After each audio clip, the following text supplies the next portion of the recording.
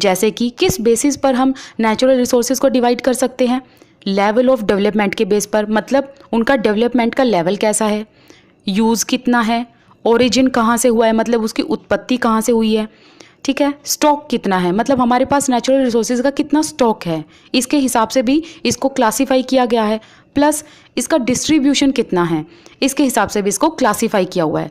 तो अब ये देख लेते हैं कि क्लासिफिकेशन कैसे की गई है। तो पहला ये है actual resource and potential resource, ठीक है। तो एक्चुअल रिसोर्स की बात कर लेते हैं। एक्चुअल रिसोर्स क्या होते हैं? जिनकी क्वांटिटी नोन होती है, मतलब पता होती है। नाम से भी समझ आ रहा है, देखिए एक्चुअल मतलब कोई चीज़ एक्चुअल में हमें पता हो कि कितनी क्वांटिटी में है, तो उसे क्या कहा जाता है? एक्चुअल रिसोर्सेज कहा जाता है। और इन रिसोर्सेज को आज के टाइम पर हम प्रेजेंट में यूज़ भी कर रहे हैं। और जो रिसोर्सेज हम आज के टाइम पर प्रेजेंट में यूज़ कर रहे हैं वो कौन से रिसोर्सेज होते हैं? Actual resources. अब इनके एग्जाम्पल्स देख लेते हैं। Coal in rural region of Germany, petroleum in West Asia, dark soils of Deccan plateau that is in Maharashtra. ये क्या है? एक्चुअल रिसोर्सेज हैं। अब पोटेंशियल रिसोर्सेज की बात कर लेते हैं। ये बिल्कुल एक्चुअल रिसोर्सेज से डिफरेंट है।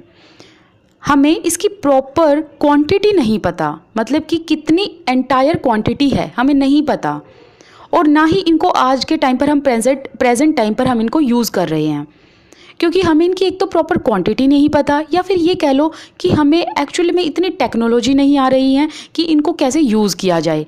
लेकिन ये आने वाले टाइम में ज़रूर यूज़ होंगे। अब इसके बारे में नेक्स्ट पेज पर पढ़ लेते हैं। अब जो ये पोटेंशियल रिसोर्सेज हैं इनको हम फ्यूचर में यूज़ कर सकते हैं, लेकिन हम आज यूज़ क्यों नहीं कर रहे हैं इनको प्रेजेंट टाइम पे? क्योंकि लेवल ऑफ जो टेक्नोलॉजी है वो इतनी एडवांस नहीं है कि हम इनको ईजिली यूटिलाइज़ कर पाएँ, ठीक है। एक एग्जाम्पल है, जैसे कि लद्दाख में यूरेनियम पाया जाता है, जो किसका एग्जाम्पल है? पोटेंशियल रिसोर्स का, लेकिन इसे हम आगे फ्यूचर में यूज़ कर सकते हैं। एक एग्जाम्पल है हाई स्पीड विंड्स का। देखिए 200 साल पहले पोटेंशियल रिसोर्स का एग्जाम्पल था। हाई स्पीड विंड्स जो है वो 200 साल पहले पोटेंशियल रिसोर्स था, लेकिन आज वो एक एक्चुअल रिसोर्स है क्योंकि उसका यूज़ किया जाने लगा। अब जैसे कि जो विंड फार्म्स है वहाँ पर विंड मिल्स को यूज़ करके एनर्जी को जनरेट किया जाता है, जैसे कि नीदरलैंड में नेगरकोइल में। नेगरकोइल कहाँ पड़ता है? ये एक सिटी है तमिलनाडु में, और यही सेम प्रोसेस गुजरात कोस्ट पर भी देखा जा सकता है।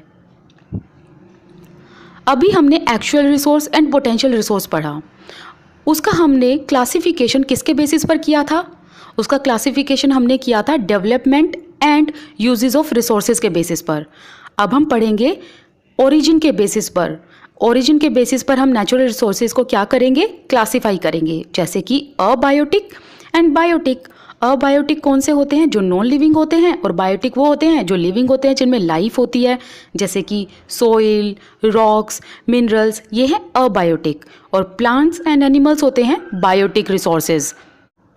अब हम रिसोर्सेज को रेन्यूएबिलिटी के हिसाब से कैटेगराइज करेंगे, रेन्यूएबल, नॉन रिन्यूएबल रिसोर्सेज। जैसे रिन्यूएबल रिसोर्सेज कौन से होते हैं? जिन रिसोर्सेज को जल्दी ही रिन्यू किया जा सके, रिप्लेनिश किया जा सके, जो जल्दी